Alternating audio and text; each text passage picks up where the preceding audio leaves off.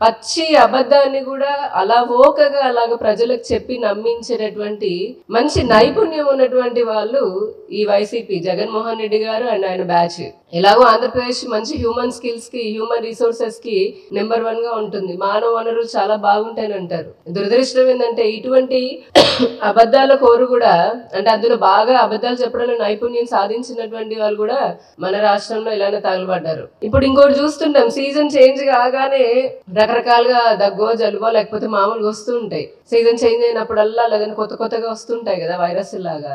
ఈ మధ్య పాపం ఏంటో మన మాజీ ముఖ్యమంత్రి గారు అలాగా విదేశీ పర్యటనకు వెళ్ళి రాగానే ఆయనకు ఒక కొత్త జ్వరం పట్టుకుంది, కొత్త రోగం వచ్చేసింది, కొత్త జబ్బు వచ్చేసింది అనమాట. ఏంటి అంటే క్రెడిట్ జబ్బు. అంటే క్రెడిట్ కావాలి, నాకు క్రెడిట్ కావాలి అని చెప్పని ఆ క్రెడిట్ కోసం తహతహలాడిపోతున్నారు ఆయన.